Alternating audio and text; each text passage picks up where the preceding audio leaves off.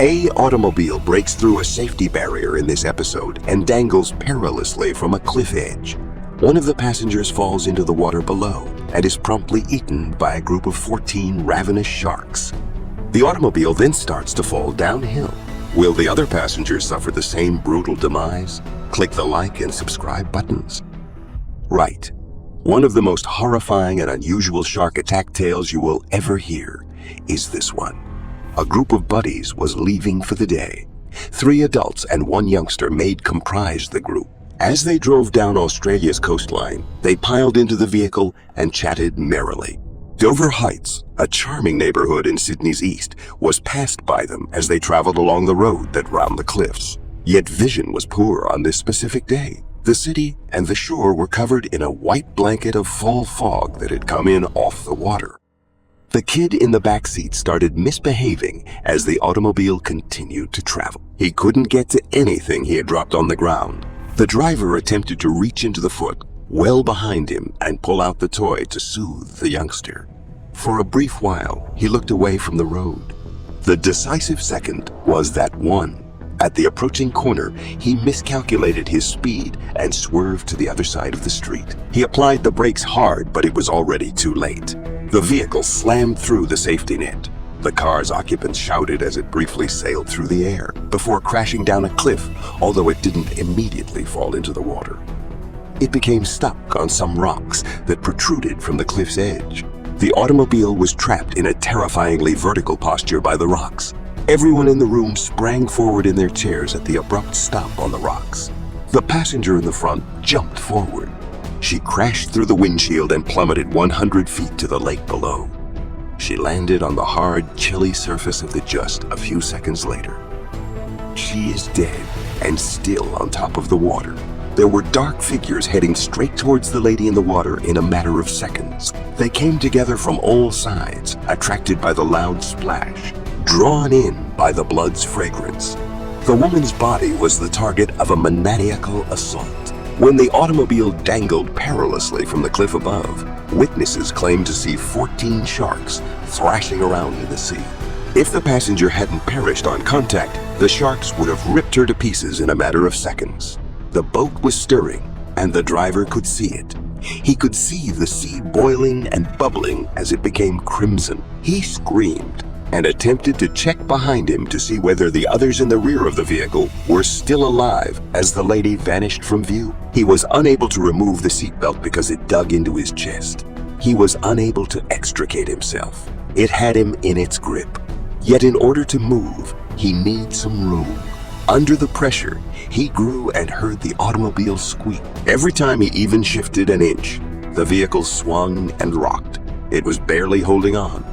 The driver saw the youngster, but not the other passenger, when he peered over his shoulder. He anxiously attempted to rouse them up, but they were unresponsive. He was at a loss for what to do. Even if he managed to exit the vehicle, he would still be perched 100 feet above the water on a steep ledge. They ran to the cliff's edge. The emergency services were summoned as the automobile hung there. On the steering wheel, the man's head had taken a serious blow. His head was dripping blood and his eyesight was foggy. That was aching to him. His ears could hear his heart beating. While he begged for a miracle, fear overcame him. Yet after hanging onto the cliff's edge for 30 minutes, the rocks eventually gave way. The driver and the automobile both took off in the air. Some of the car's debris slid down the cliff as it fell below. After crashing into the water below, it floated there for a while. The guy could feel water rushing inside the car. As the water continued to rise, he anxiously tried to unclip his seatbelt, but it would not budge. This made him more anxious. It began to crawl up over his lap and pass over his feet. At this point, the water was up to his waist. Just outside the glass, a dark gray fin cut through the water as something rushed by his side. The individual was then encircled by still another person after that. The sharks were ravenous because they had developed a taste for human flesh.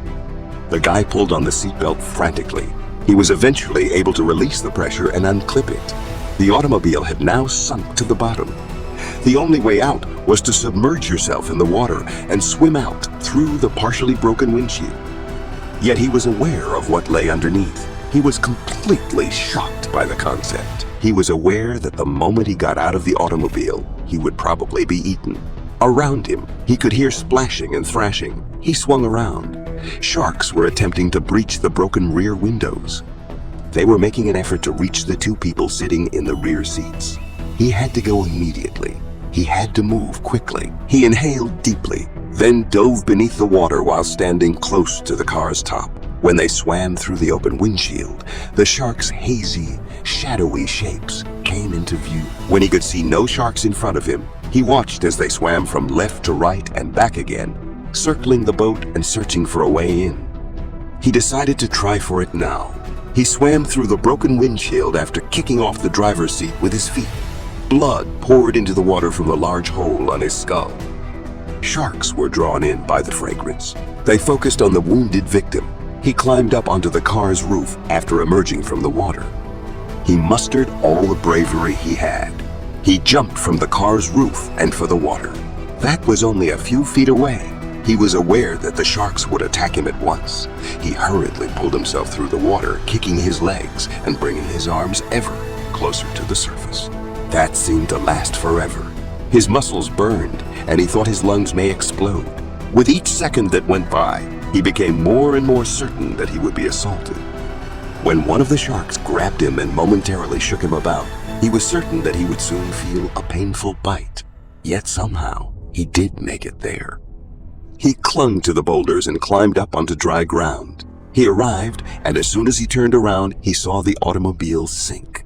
When the water sucked the automobile whole, all that was left was the whirling and bubbling of the water.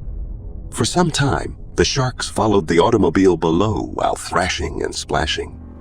The guy was brought to when emergency personnel arrived. He was treated for shock as well as a severe head and neck injuries. Fortunately, he went on to recover fully that day in a terrible and horrific incident that would plague him for the rest of his life. He lost his buddies. Several shark attacks in Sydney Harbor and the beaches around had been recorded. The precise species of shark implicated throughout the years has remained unknown.